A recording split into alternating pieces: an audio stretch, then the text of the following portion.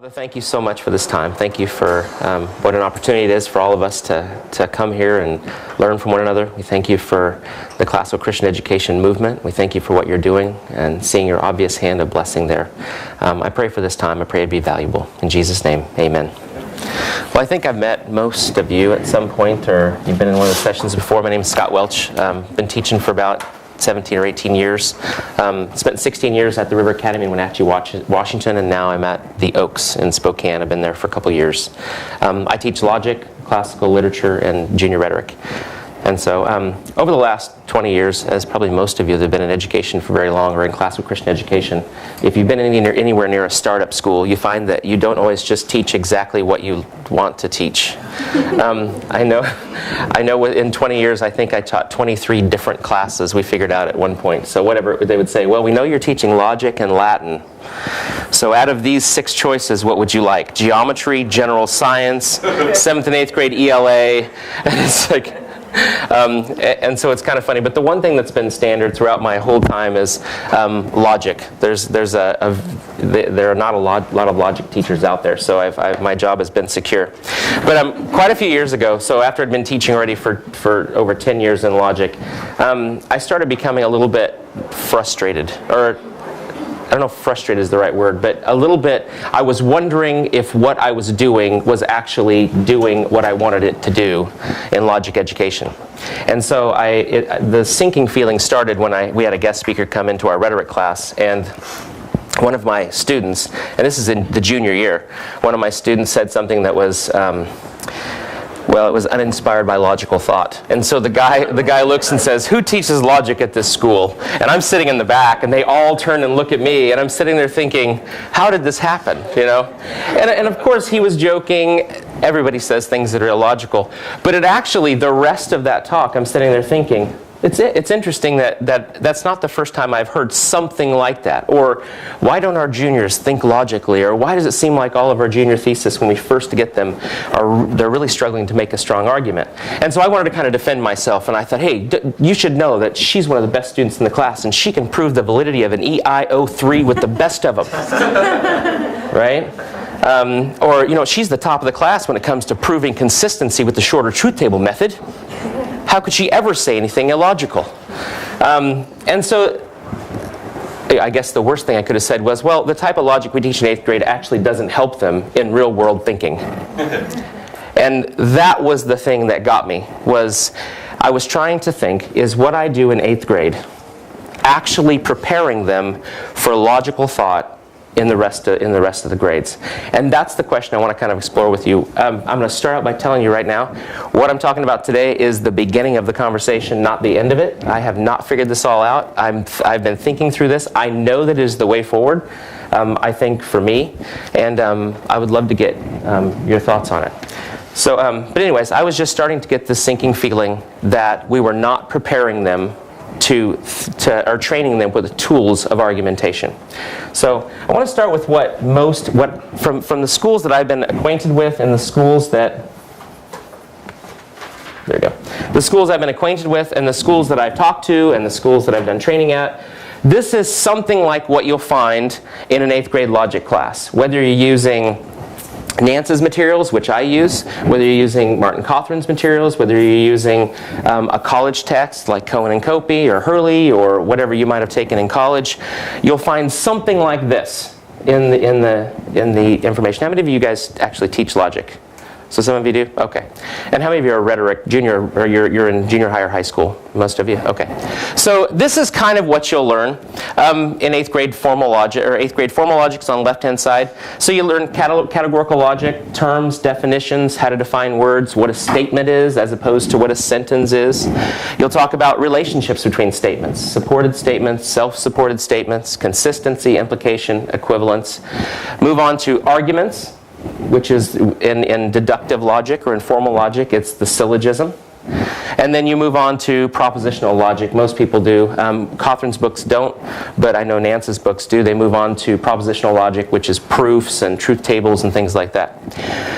What you'll find is that when it comes to informal logic, or some call it inductive logic, you study fallacies, and you get one chapter on enthymemes in Nance's book, Nothing in a lot of other books. You talk about dilemmas. And what I found with students is I used to constantly answer the question, when am I going to use this in the real world? And I'm thinking, well, it's logic. You can use it all the time. But it wasn't a satisfying answer to them, and ultimately it became not a satisfying answer for me as well. And so no matter how much I told them it's going to teach them precision in thinking, which it does, and that's why I think we still teach it, and it's important to teach. It teaches them how to think clearly and precisely. Though I think it does that, I think that we need to do more. So one of the problems is, so you teach it in 8th grade. How do we reinforce what's learned in 8th grade? So what I found is, at least at the few schools that I've been a part of, not everybody there teaches logic. You get logic in 8th grade. And then something in 9th grade is usually, at our school we take debate, which is considered logic too. Some do material logic. Some just consider, you're going to write papers in my class and I'm going to expect good logical thought. Right? And so something like that you find in 9th grade. In 10th grade, I don't know what people do. Some people start rhetoric in 10th grade, and so if they're reading Aristotle's rhetoric, they'll get some logic training. And then in 11th grade, you study logic as a part of logos. If you study Aristotle's rhetoric, how many of you have an idea that Aristotle's rhetoric is somewhere up in your secondary being used? Okay. Well, I love Aristotle's rhetoric. In fact, it took me a long time to love Aristotle's rhetoric. When I first took it in college 20 years ago, I had Chris Schlecht as a teacher, if you know who that is. He's up at New St. Andrews College, and I had to outline the entire book. Each book, there are 4 books, each book was about a 25-page outline. And so I did not leave loving Aristotle's rhetoric. I'm starting to appreciate it now, after 20 years. And part of the reason why is I think he has the answer to what I had this sinking feeling about. And so in 11th grade, we kind of pick it back up again in Aristotle's rhetoric. Here are a couple quotes. Because he talks about ethos, pathos, and logos. Ethos being character, pathos being emotion, and then logos being rhetorical persuasion. And so he talks about those. So we pick logic back up again in 11th grade. Here's what he says, and this is where I started thinking maybe I was missing something. So it says, dialectic as a whole, or of one of its parts, to consider every kind of syllogism in a similar manner, it is clear that he who is most capable of examining the matter and form of a syllogism will be in the highest degree a master of rhetorical argument. In other words, we should keep studying syllogisms, which is good. That's why I keep doing it. If to this he also adds a knowledge of the subjects which with enthymemes deal, and the difference between them and logical syllogisms. Okay, so it's good to know syllogisms, but to be really good at logical persuasion, you have to deal with the subjects that enthymemes deal with. Okay? So I was thinking enthymemes seem to be important. Now the framers of the current treatises, so Aristotle is writing this rhetoric text at a time when other people are writing rhetoric texts, so he takes his first few pages to tell you how bad all the other ones are. It's kind of his own promotional materials. The framers of the current treatises on rhetoric have constructed but a small portion of that art. The modes of persuasion are the only true constituents of the art. Everything else is merely accessory. Those writers, however, say nothing about enthymemes, which are the substance of rhetorical persuasion. In another book it says, it is the body of rhetorical persuasion. It is what rhetorical persuasion is about, the enthymeme. Okay? But they deal mainly with non-essentials, because the enthymeme is essential, he says. All right? Also from Aristotle's rhetoric. About the orator's purpose, or proper modes of persuasion, they have nothing to tell us. This is the other writers. That is about how to gain skill in enthymemes. And then the last one, everyone who affects persuasion through proof. If you're effective in persuading, you use either an enthymeme or an example. There is no other way. And so I started thinking, are enthymemes important? That's where my brain was going. I have a chapter on it in my Jim Nance logic textbook, and every year I dutifully go through that chapter in about a day. But I really didn't have a sense of what it meant. So I thought I would add some stuff about enthymemes. So what is an enthymeme? Basically, an enthymeme is an argument in which one premise is not explicitly stated. That's all it is. It's an argument where there's something missing. It's every argument we almost ever make is an enthymeme. Okay? So, an argument in which one premise is not explicitly stated. So if you take an example, you should buy the Apex widget because it's a real bargain. That's an enthymeme. What's interesting about this is that where I think we lack is the ability to take an enthymeme and both understand it and then turn around and create our own. And that's where we're gonna talk about today. So what is the missing premise here? There's a missing premise. You should buy the Apex widget. That's the conclusion. Why? Because it's a real bargain. There's a missing general rule that they're assuming about the world, that they're assuming you agree with already. That you want it or need it. Okay, that you want it or need it. Yep, that would be one possible missing premise. All real bargains are things that you should buy. Yes. If anything is ever a real bargain, you should buy it. Which is a really bad argument. Okay? But that's what the missing premise is. You have a very clear missing premise here that if anything is ever a real bargain, you should buy it. Okay? How about this one? The football team is horrible. It lost its first home game. I heard this one actually. So what's the missing premise? By the way, the Patriots, didn't they lose their first 5 games or something like that? I think. You guys would know. That the first home game determines the quality of the team. Yes, pretty much. If we wanted to put it into an if-then, saying the same exact thing, if you lose your first home game, you're a horrible team. Any team that ever loses their first home game is a horrible team. That's a horrible argument, right? But you ever hear students say something like that? They got killed in their first home game. This is going to be a horrible season. So, what's the missing premise? Which you can easily point out to students. So anybody who gets destroyed in their first home game is going to have a horrible season? Well, no. Okay. This is one of my favorites. I paid too much for my LA 101 textbook, therefore the Baker bookstore is cheating the students. So what's the missing premise there?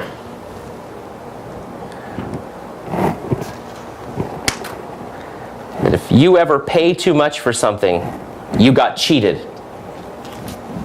If you choose to pay too much for something, you got cheated by them somehow. Really bad argument. Okay? The Trinity is not a biblical... I heard this. This actually was said to me. The Trinity is not a biblical doctrine because the word Trinity isn't found anywhere in the Bible.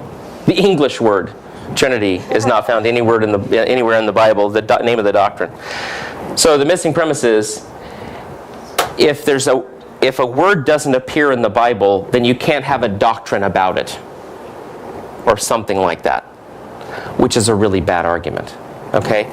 One of the things that I found was when you can help students start to identify enthymemes and the missing premises, logical fallacies live in the missing premises. Okay? Logical fallacies live in the missing premises. And so being able to determine whether an argument's valid, or in this case, because we're dealing with an inductive argument, we're figuring out whether it's strong or weak. So, probably for a second I should define the difference between inductive and deductive. Let me do that really quick. So, under logic, you're going to get my quick handwriting.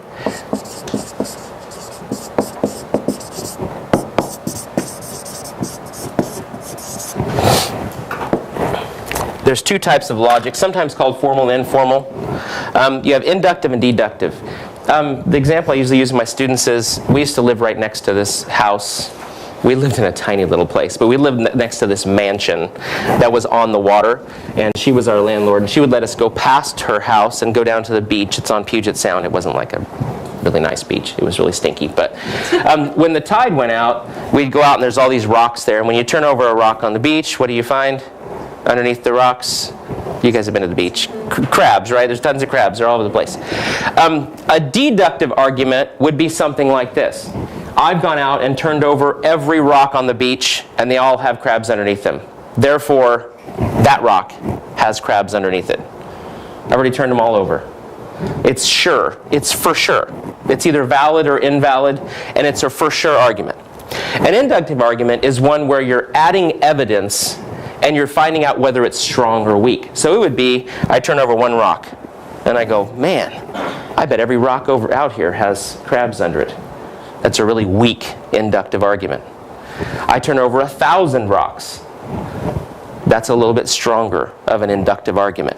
We mostly deal in the real world in inductive arguments. Almost everything we learn back here, if I can go back, I don't know how to go back. I don't know. I can only go forward right now on my thing. So anyways, you'll notice that everything over here was formal deductive logic. The little bitty thing over here was inductive logic, the one that we use in the real world every day. All right?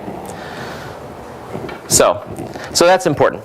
Another example I give about inductive logic is I say, it's 5:30 at night. All of a sudden, the phone rings. It's dinner time, so of course the phone rings. I answer it. It's a telemarketer, so I hang up. The next night, it's 5:30. Phone rings, and I'm like, I go over. It's a telemarketer. The next night, phone rings at 5:30. What are the odds it's a telemarketer? So would you say that's a strong or a weak inductive argument that it's a telemarketer?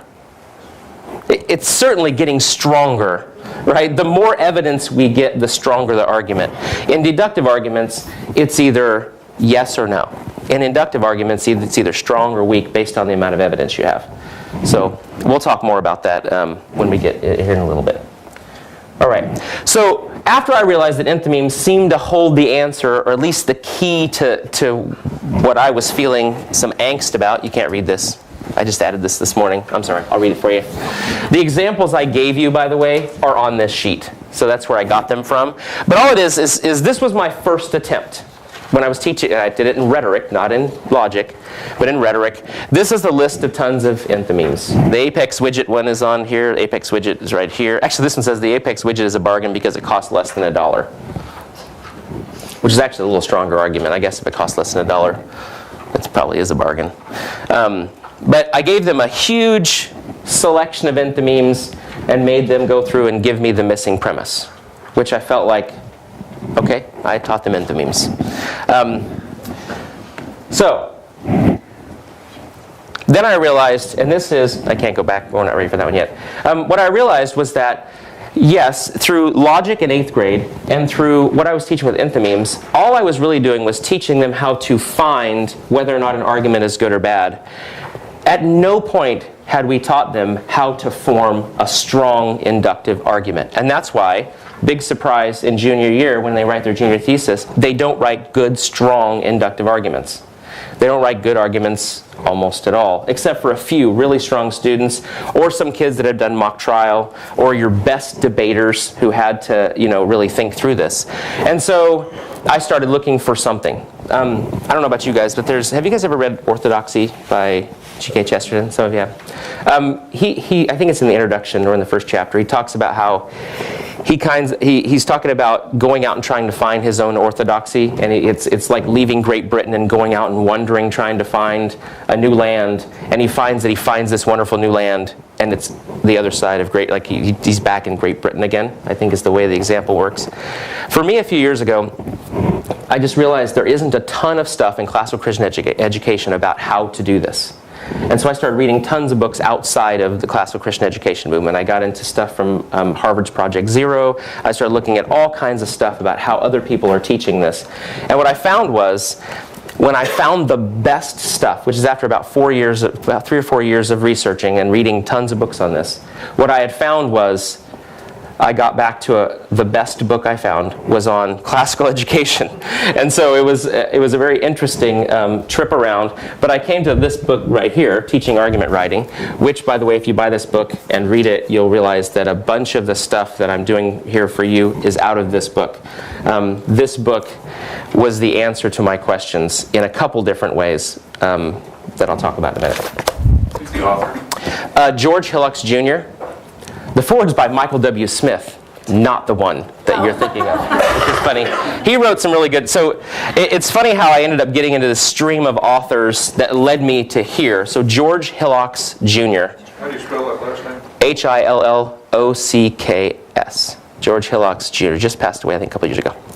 But he starts off in the introduction talking about Aristotle and enthymemes, which was funny because I had this was the book that answered my question. So, anyways, great book. So what I started doing, this exercise is actually out of that book. What he does is the answer he gives is what's called the Toulmin method of argumentation. And so how many of you ever heard of Toulmin? A few people? If you've been to college recently, you've probably heard of Toulmin, because colleges are realizing strangely that students don't write good, strong inductive arguments when they come to college. In fact, they're finding they don't write them when they graduate from college. I was just reading a bunch of studies this morning, and everybody's complaining. Businesses are complaining about students that are graduating from college. College professors are complaining about what high schools are doing when it comes to argumentation. And so what he does is he gives them an essay prompt. Actually, I give them this exact sheet right here. I don't know if I didn't include it in your thing. So what I do is I give them this. It's a prompt that says, basically, they think that there should be required, that all teenagers should be required to perform 1 year of unpaid service for their community right after they graduate from high school. 1 year of unpaid. And then here's an actual essay that someone turned in. And I have them grade it. In 8th grade, most 8th graders give it a B, which I think is safe. They're just trying to be safe. There were a few A's, there was a couple C's. I think there was one F, and everybody's like, what? Why did you give this an F? When I gave it to my 11th graders, most of them passed it. There was only 2 A's, and then 2 gave it F's. There were a lot of C's. Well, what you'll find is, and I'm going to read it to you real quick. It just says, as a teenager about to graduate from high school, I think it's rather unfair to do these services without being paid for it. Therefore, I believe we shouldn't have to do these services right when we get out of high school.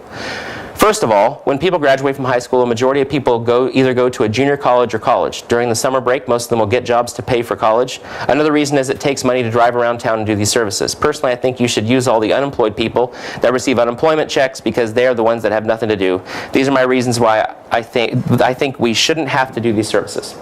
And so I said, if they were creating a good persuasive argument, what grade would you give it?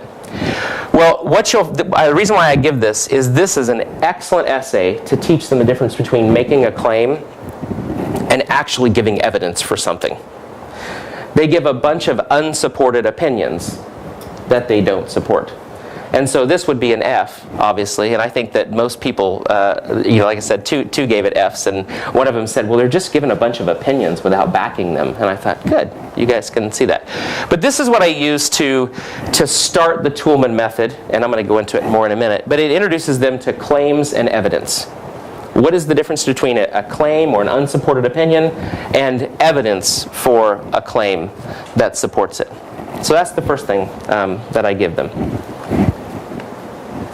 So into the Toulmin method. So the way the Toulmin method generally works is you start with data. For instance, someone tells you the Apex widget is a real bargain. Okay? Data could also be, you could use the word support or evidence. There's lots of different words you could use for that. So that's your premises would be another word. Therefore, you should buy the Apex widget. We say our enthymeme, right? Data, therefore, enthymeme. So there's 6 parts to the Toulmin argument. There's data. There's a claim or a conclusion. There's the warrant, which is that general rule or the missing premise. There's backing in case someone doesn't believe your warrant. You should buy everything that costs less than $1. You should buy everything that's a bargain. And someone says, why would I do that? What you give, the backup is backing. You have qualifiers, which would be you should usually buy things that are a bargain, or you should probably buy things that are a bargain. And then you have rebuttal, unless you have 5 of them already. Then you don't have to buy an Apex widget. But this is kind of an introduction to what the Toulmin method is. It's, again, you have data, the Apex widget is a real bargain, therefore you should buy the Apex widget. You say, well, I'm missing a premise here. Oh yeah, well you should buy everything that's a real bargain. That's where you look for your fallacies in the warrant. And then you say, well, why should I do that? And they say, well, it's been scientifically proven that purchasing things that are a bargain increases happiness. I made that up. That's really bad. Not true. Don't believe that. Okay, so that's your backing. Scripture is used as backing a lot. Laws are used as backing. So things that are more sure, things that you've been, that are more sure. And again, a qualifier clarifies, probably, should, for the most part, many times when something's a bargain, you should buy it. And then you prepare for rebuttal. So that's an introduction to the Toulmin method.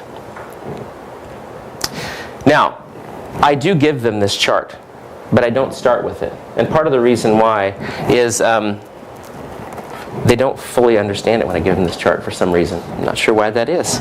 Well, because it's just too, I don't know, just not enough. So Stephen Toulmin, in my mind, created the tool. George Hillocks, in Teaching Argument Writing, provided the method for teaching it to students. And so what he does is he uses this it's called Slip or Trip. It's out of, there's a bunch of books called Crime and Puzzlement, and he just grabbed this one. This one's a pretty good one. And he uses this to teach the Toulmin argumentation. So I introduce them to it. Sometimes I'll give them, I won't even give them the words. We just start with this and go through it. All the information on how to run through this is in that book. So I feel a little bit like I could just have you read the book. But it took me about 3 years of teaching through this to fully understand why it was so valuable. So anyways, so that's this. One of the things about it too is that because the students are having fun doing this as they're learning Toulmin, it really is getting their attention. They forget what time it is. So Mihai, I think his name is, I forget his name. But anyways, he wrote a book called Flow, which is talking about the flow experience. How do you get students to just, they're so engaged that it's like, all right, guys, well, it's time to go. And they're like, what? No, are we talking about this tomorrow? John Milton Gregory calls it secondary passive attention. It's where they're just so engaged in what you're doing that they don't want to leave. That's what this does. So I've taught this now about 15 times, and I've never had a student be like, why are we doing this? This is stupid. When am I going to use this in the real? You don't get that, right? You don't get that kind of stuff. So here's what I want to do. I'm going to read this to you. What I want you to start doing, and if you want to, you can even break into small groups. So I don't know if you want to group up with somebody, but I'm going to give you a couple minutes. I tried to leave lots of time for this part of the exercise. So if you want to break up into small groups, or if you two want to come up here, and then you can make a small group there, and if you want to come over here. What I want you to do is start making observations about whether or not you think this lady here, Queenie, is telling the truth. Okay, so here's what it says, and you have it in your sheet as well. It says, at 5 feet 6 and 110 pounds, Queenie Vellopides was a sight to behold. And when she tore out of the house after a tiff with her husband Arthur, she went to the country club where there was a party going on. She left the club shortly before 1 in the morning and invited a few friends to follow her home and have one more drink. They got to the Vellopides' house about 10 minutes after Queenie, who met them at the door and said, something terrible has happened. Arthur slipped and fell on the stairs. He's coming down for another drink. He still had his glass in his hand, and I think he's dead. Oh my gosh, what should I do? The autopsy confirmed that Arthur had died from a wound on the head and confirmed the fact that he had been drunk. Is Queenie telling the truth? Okay? So from observing this picture and using this information, and like I said, if you want to group up into small groups to discuss it, you can. Come up with some observations that you think might tip you off that she's not necessarily telling the truth. And don't expect them to be super strong, because there's not like clear evidence she's guilty in here. So go for it. I'm going to give you about 5 minutes to think about it and jot down some thoughts. So.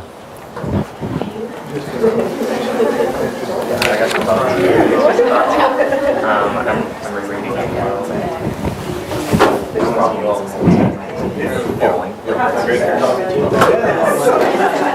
He's also really so well dressed. Like maybe he was going to go to that. He's still holding his glass. But underneath it, he's got There's a mirror. And how did she know that it was upstairs? I mean, I guess if he already had a glass in his hand, he probably had one. Pretty obvious that she's still holding it. There's something fishy about her inviting Typically, people you home fall at upstairs that time of night. Yeah, or out of the house. She could have been angry. She wanted them to help contribute to her alibi. I guess the question would be, why does she bring people back to the house if she had done something? Unless you want to get the I don't know. She tore out of the house, I think.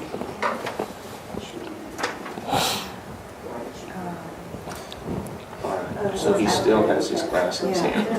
That's important, isn't it? And why did it take her to be, why is she? Queenie is the one who, So we're supposed to be giving observation, right? she's giving her alcohol. I wonder if he was dead before she went to the club. So she just like it bounced off, but she says he was coming down for a kind of drink. How would she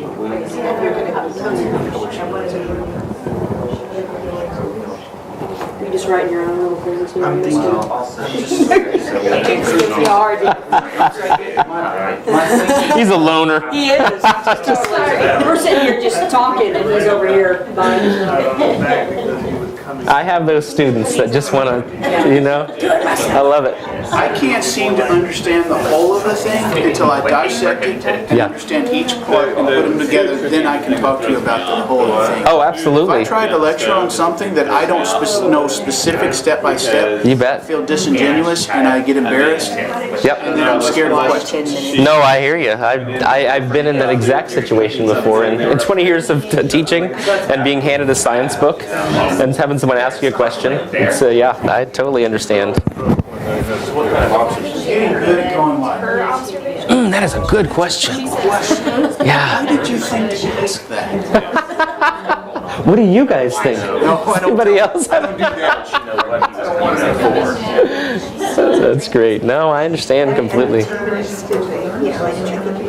plenty, she'd only be for 10 minutes, she would be everything like that. All right, about 2 minutes left.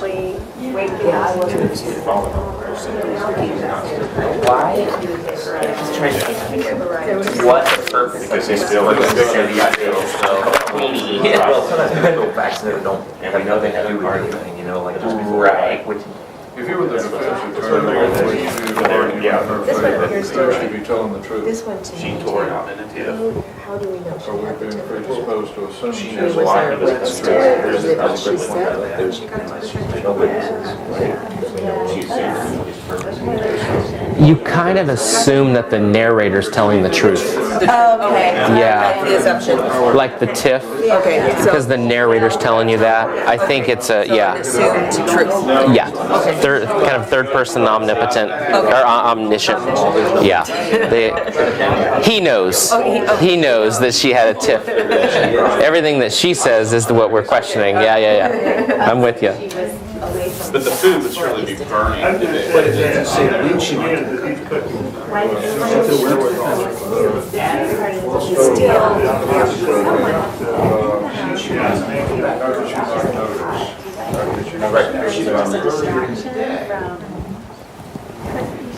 Just the time that she ran out of the house. What's the deal about the 5'6" and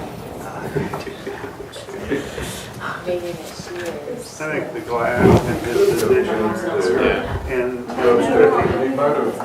She might have started cooking and said, I'm breathing leaving. and things that tell me His position was because you all sit right.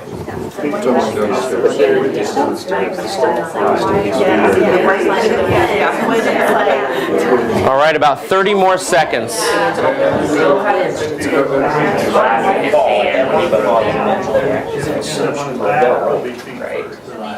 it happens, in front of her, and she would be in shock. If you fall. So the defense attorney came forward on the case because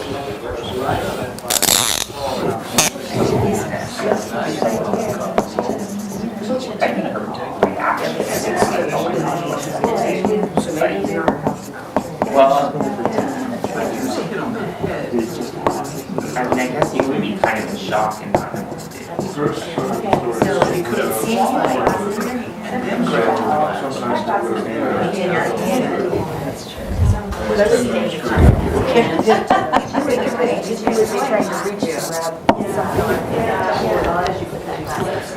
All right, so we're going to go ahead and get started now. So at this point, you guys have some evidence, right? We might be able to draw some sort of conclusion. I think that it's much more fun to go after her lying because there's some interesting things going on. If you try to tell her the truth, it's not quite as fun. It's more fun trying to find her lying. So what I usually do at this point is I'll put the claim up on the board that Queenie's lying about Arthur's death, or Queenie's lying. at some point. And so then I start taking what the students want to tell me. So what would be one of the pieces of evidence that make you think that maybe things are a little bit amiss, or that she's probably lying? Give me what you think's your strongest argument first. Anybody? Yeah? 10 minutes in the house before she came out. Okay. 10 minutes is a long time to process a shock. Okay. It could have been 30 seconds. If she was that upset about it, she would have ran out then. 10 minutes is a long time. Okay. Gotcha. So they arrived at her house 10 minutes later. Mm-hmm. So you're saying that, so she would have already been outside the house maybe, waiting for her friends?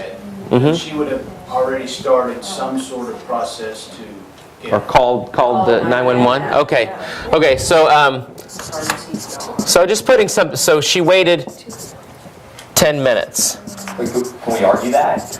You can't, not quite yet. Okay. Not quite yet. So it's everybody's got their green hats on right now.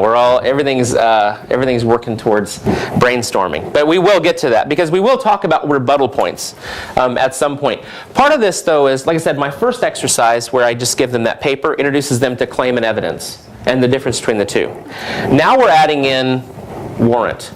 So if this is the piece of evidence, what is the warrant or general rule that connects this to the claim? So this is the conclusion. This is the piece of evidence. There's a missing premise. Generally, you'd call for help right away. Yep. So generally, a person doesn't wait 10 minutes to call for help. Okay?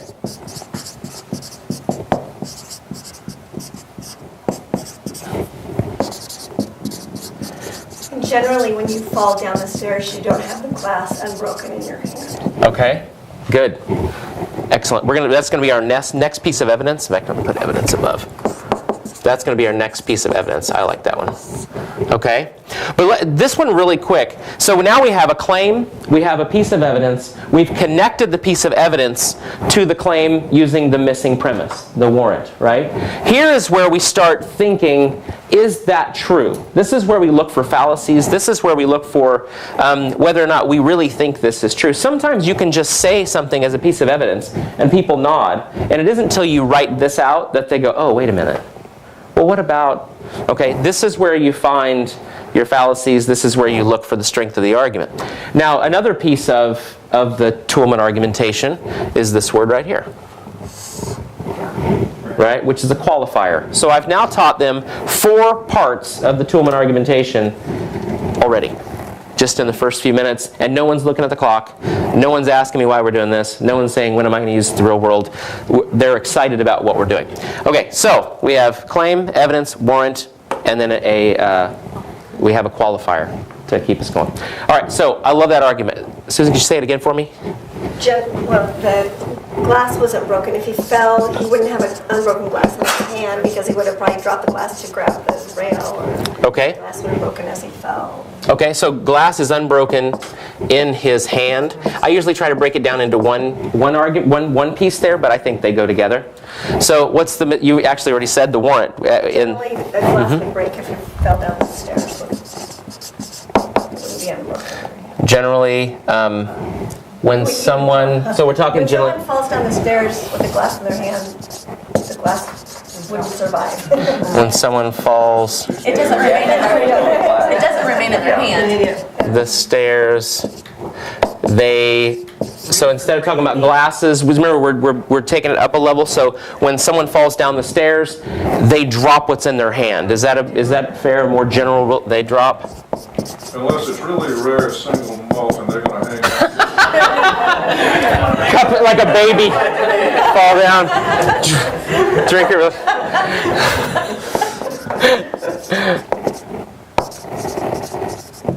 I got in a lot of trouble for writing word there when I did this with my staff because I know I'm sorry. Anyways, generally when someone falls down the stairs, they drop what's in their hand. All right? Generally. Usually. As a rule. In general. Okay?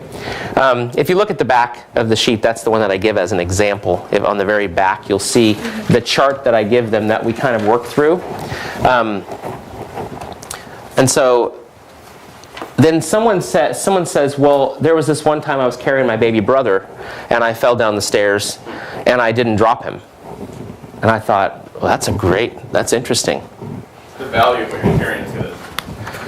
Which is this point. Absolutely, yeah. Babies, single malt, whatever. 16-year Lagavulin, yeah. You're in trouble. That's right.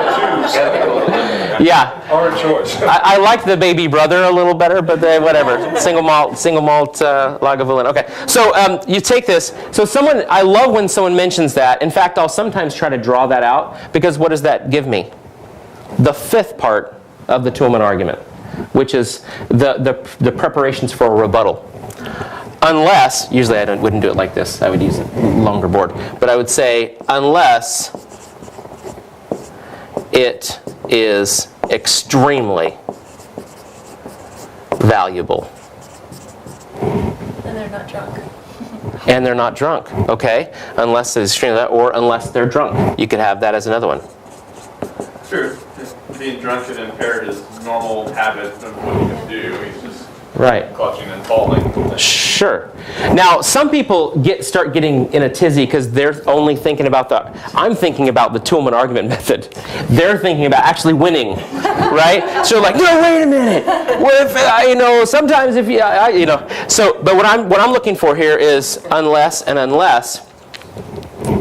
And then we get to, I say, well, now we have 5 parts. We have the claim, we have the evidence, we have the warrant, we have the qualifier, and we have preparations for a rebuttal, right? So if I were writing an argument using the 6 parts of discourse or whatever type I'm using, I'm basically writing down my thesis statement, what 3 points I plan using in my proof, what I think I'm going to have to rebut, and you don't always state the warrants. That's part of the point.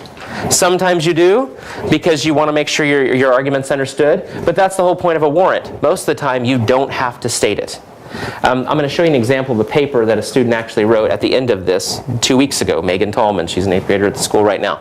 And she's bright, but I mainly chose her. She has the best handwriting. But there are other students brighter in the class, but anyway, so I'll show you an example. And so anyways, we have 5 parts of the Toulmin argumentation in 15 minutes, and they get it. They understand it. Okay? So let's do another one, just for fun. So what you got? Yeah, if he fell down the stairs, so it doesn't say this, it says he fell on the stairs, but if he fell down the stairs, I would imagine the stuff on the wall would be disheveled somehow, some way. Okay. So the stuff on the wall is undisturbed. Is that fair? Okay. How about this one? Yeah. He was coming down for another drink. What would that assume? That he had drank the last one. And that the alcohol was downstairs. Yeah. Would that be indeed the case? Was the alcohol cabinet upstairs? We don't know. Coming down for another drink? We don't know. That's a good How one. did she know he was coming down for another drink? That's a good question. Yeah. Some of those, like with that one right there, what I'll usually do is, because I like that one and I think it'd be good to explore, but it's a little more complex. There's about 5 I have in mind that I'll try to guide them towards. I love that thought. Sometimes if it doesn't give me enough info here, I'll say, well, let's hold on to that one. That's what I'd probably do with that one. Sometimes people say, I think that she hit him on the back of the head. Someone thought it, I'm sure. Someone hit him on the back of the head with the pan and they're burning off the evidence. I get that every year from somebody in the class. that she hit him on the back of the head with this and she's burning off the evidence. Yeah, they got it all figured out. But I don't necessarily put that one up there because it doesn't have a super strong warrant for me. Usually when when someone kills someone, they usually try to destroy the evidence. I guess that wouldn't be a bad warrant. But I do like it. With the one we have here, the stuff on the walls is undisturbed. Let's go ahead and complete the circle with that one. So what's the warrant then? What do you think? I think you already kind of stated it. What is it? When people fall down the stairs, they flail and knock things. Right. They usually disturb things around them. Okay? And so, for the sake of time, I'm not going to write it out. But you get how that works. So we have, like I said, we have 5 parts of this. Now, let's say someone says, generally a person doesn't wait 10 minutes to call for help. Say, I don't know. How do you know that? Like, how could you possibly know that? Well, I'm sure there have been studies done on something like that. So this is where some research comes in. So someone says, so we have 5 parts of the six parts of Toulmin: claim, evidence, warrant, qualification, preparation for a rebuttal. The last part is backing for a warrant. So if someone says, well, I just don't agree with that. Like, I don't think that someone, I think that they might be in shock. You never know what would happen. Maybe they've been over there trying to do CPR. I mean, you never know what they might have done. So then you would say, well, studies have shown, I'm going to make something up. Studies have shown that people don't tend to wait 10 minutes to call. They usually call 911 immediately when they see the person is unresponsive. That's probably not true. But anyways, that would be an example of backing. Some sort of, you have your general rule. These usually go unspoken. That's why they're so deceptive and so hard to find. When someone finally says it, now we can start having a debate about the real things that people are getting at. Right? That's why I think this is so valuable, both in being able to look at someone's argument and being able to prepare your own, is it actually takes the whole thing and lays it out, and you start thinking, where's the weakness here? Where's the strength of this argument? Some of these are going to be stronger than others. I usually have them do about 10 of these, and they choose their 3 to 5 strongest and write them out. So just for the sake of time, I think we have about 4 minutes left. The last thing I give you here is a sample paper. I'm not sure how that came out in the handouts. It's on the handout. Yeah. Can you read it? Yeah. Oh, good. So, like I said, Megan Tallman. What I had them do is the assignment was to write a police report. And so the first thing is they just kind of summarize what you found. You're writing it from the perspective of a police officer. So you say, these are the things we found, and it says, for the following reasons, we conclude that Queenie is lying. First, Arthur was found lying on his back. That's usually the first one that people, if you fall down the stairs, do you usually land on your back? Sometimes, but I thought it's a good observation. Arthur was found lying on his back. In general, when people fall down the stairs, they land face down. So we conclude that Queenie was lying. Now what I want you to notice is that this isn't going to win any writing contests, right? No sentence openers. There's not a lot of great transitions. There's not a lot of great adverbs and strong adjectives and pop. I don't want that. I think it gets in the way. This is 8th grade, and what I want is strong, as good as they can, argumentation. And so I'm looking for clarity is the main thing I'm looking for. Did she make a good claim? Did she support it with evidence? And for this first assignment, I want every single warrant written out. Okay? So what she might have said here, if I didn't require her to write the warrant, would be, first, we found Arthur lying on his back. But she claimed that he fell down the stairs. So I think someone could probably say, oh, I can kind of see why that might look like a lie. But I wanted them to be clear, so they said it. Second, Arthur still had the glass in his hand. It's evident that Queenie is lying because for the most part, people who have slipped and are falling would drop the glass in order to catch themselves. Okay? And what else did they find? Nothing on the stairs is disturbed. That she waited till her friends came over to tell anyone, so the 10 minutes. And the glass is in Arthur's left hand. It's evident that Queenie is lying because in general when someone's falling, they grab whatever is near to them, support, which Arthur couldn't have done because the easiest thing to grab onto is the stair rail. That's a little more complex. But if you're falling, yeah, because if he fell down the stairs, coming down for a drink, he would have had to turn, like, first thing to grab would be, yeah, I kind of forgot we talked about that one. But it was the idea that Queenie gave us that he was coming down the stairs. Indeed, if he's going up the stairs, he could have fallen. It would have been in his left hand, and he would have fell backwards, and that would explain the face-up. Right. And some of the things, too, so it's you look at the time. So some are asking, well, did he die? He obviously died while she, it's kind of coincidental that he died while she was there. I mean, he had all night to fall down the stairs looking for another drink. And so Anyways, so this is an example of what we finally do. By the time we get to junior rhetoric, I'm not looking for them to write so woodenly like this, but I am requiring them to do this. Right now, with the 8th graders, we've gone through this whole process. We've done a few of these, and now we're doing a debate on the resolved is the Revolutionary War, or the American colonies were justified in revolting against Great Britain.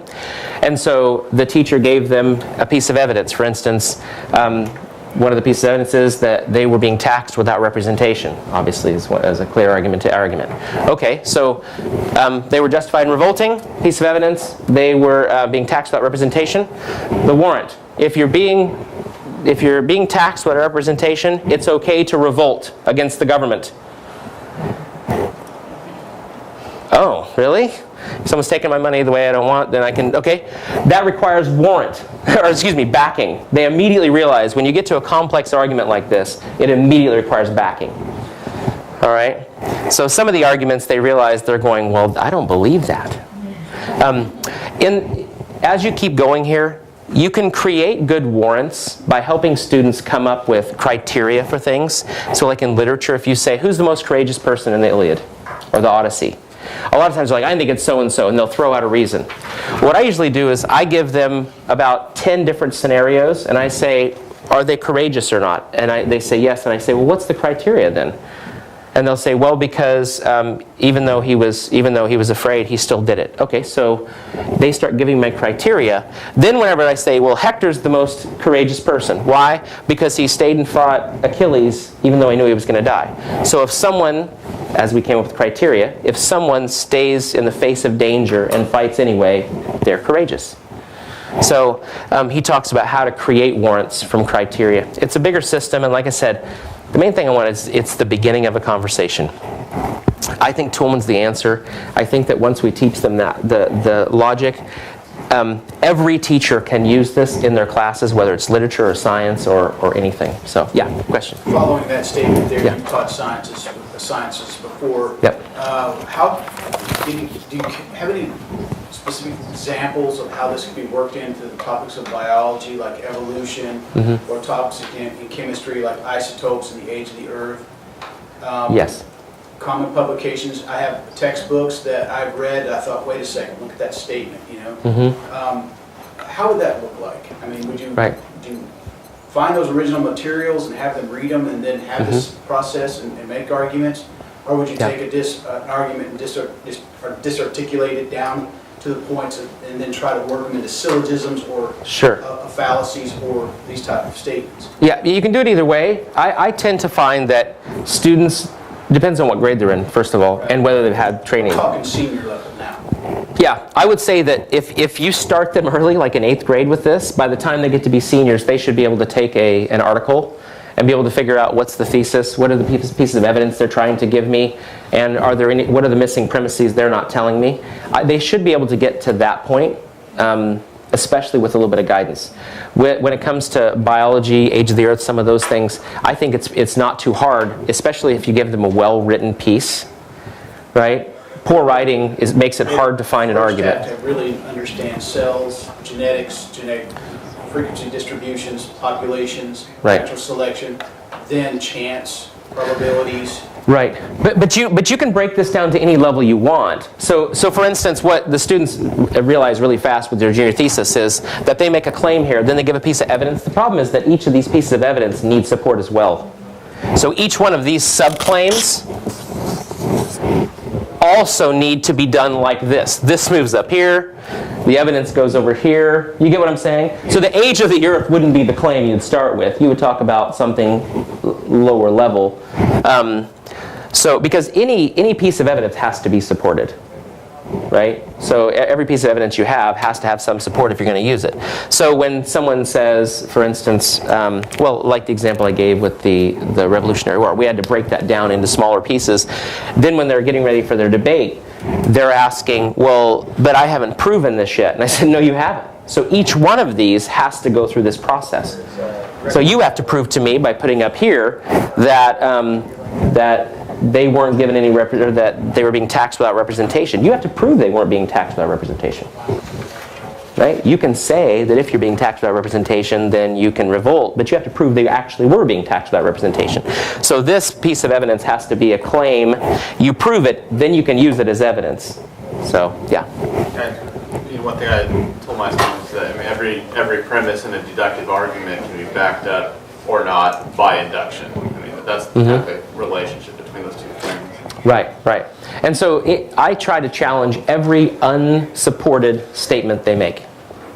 And I ask, well, what's the support for that? And you have to ultimately get back to something that's either self-explanatory or that everybody agrees with. So some of these things, or you just realize, hey, it doesn't happen all the time, but it happens enough that it makes us think she's probably lying. That's the point of inductive arguments, is that you're dealing with strength.